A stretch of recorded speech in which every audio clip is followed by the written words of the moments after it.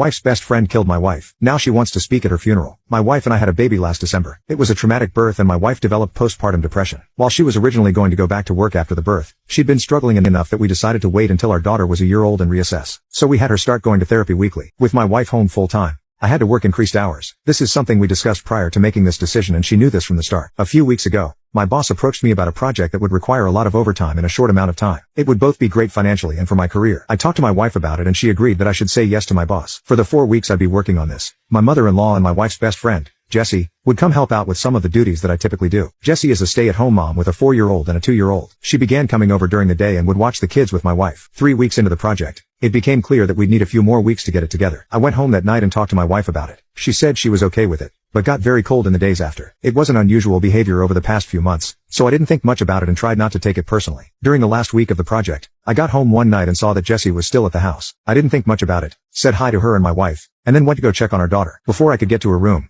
I heard Jessie say something along the lines of, "He doesn't even stop to greet you." Definitely a sign. I turned around and asked what it was a sign of. Immediately, my wife started crying and Jessie started accusing me of having an affair. She told me that I must hate my wife because she has PPD and that I am not attracted to her because she gained weight from the pregnancy. Neither of these things were true. I was trying my best to help my wife through her PPD while supporting our family, and I think she looked perfect how she was at that moment. She just didn't want to be physically intimate and I didn't want to push her. Jessie then demanded to see my phone. I told her no. She told me that's a sign that I'm guilty. I told my wife that I would let her see my phone if she wanted to. She nodded and something inside me broke. I guess it was the thought that she actually believed I was having an affair really got to me, and that she didn't trust me after everything we've been through. Well, she looked through the phone and there was no evidence. Jessie started saying that I deleted the evidence. She started screaming and woke up our daughter, so I told her to get out of the house. Eventually, she left and I went to calm our daughter since my wife was still on the couch crying. When my daughter was asleep again, I sat down with my wife and tried to talk to her about what's been happening. She told me that she'd been worried ever since I started working all the overtime. I told her that we'd talked about how good of an opportunity it was and she agreed to letting me take on this project. She said it was very suspicious to increase the length of the project. I told her that sometimes that happens. She wanted more evidence, so I showed her messages and emails with timestamps from work and pay stubs showing the overtime. She said she believed me and was sorry for doubting me. She explained how Jessie had been telling her that these were all signs that I was cheating. I asked her why she believed Jessie more than me, and why she didn't come to me with her concerns. She didn't have a real answer. A couple weeks and the project was over. I actually scaled back and was trying to work a little less than I was before the project so I can spend more time with my wife and daughter. But I felt so burnt out trying to do everything and I became resentful because in the back of my mind,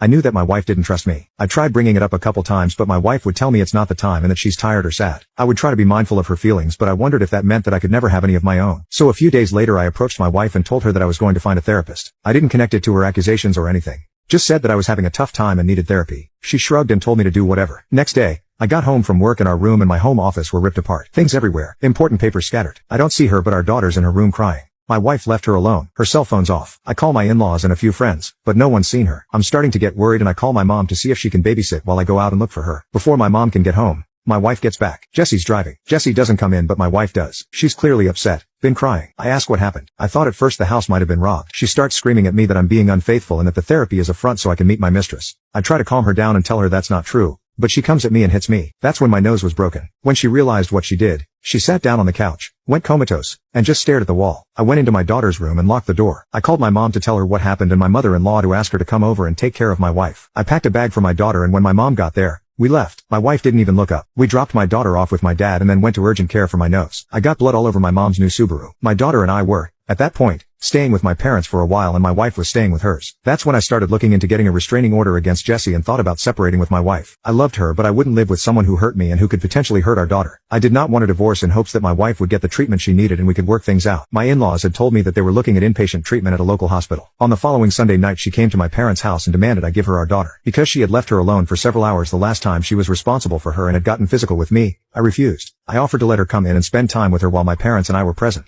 But she didn't want to come in and wanted to take our daughter with her. She was upset but left eventually. A few hours later, she drove her parents' car into a tree and died. My wife passed away early Monday morning. She was convinced by her friend Jessie that I was having an affair that I did not have, which had caused a mental break and killed her. The friend, Jessie, came to see my daughter and me yesterday. After some tears, she told me that she was planning to speak at my wife's funeral. She had already cleared it with my in-laws but was letting me know as a courtesy. I told her she would not be speaking at the funeral. We fought and she left after telling me that I was a jerk and not the only person who loved my wife. I talked to my in-laws who were adamant that Jessie be allowed to speak. She and my wife have known each other since they were kids and my in-laws are close to her. We're all very fragile right now and I fear that pushing this further would hurt my relationship with my in-laws, which I don't want. Still, the thought of seeing Jessie up there at my wife's funeral makes me feel sick. I don't think I can stand to listen to her, knowing that she took joy in my wife's deteriorating mental health and picked up my wife, leaving my daughter home alone. That being said, I don't trust myself to make the best decisions right now. My mind's clouded by grief, guilt, and fear. My parents are split on what to do and I don't have the energy to reach out to my friends.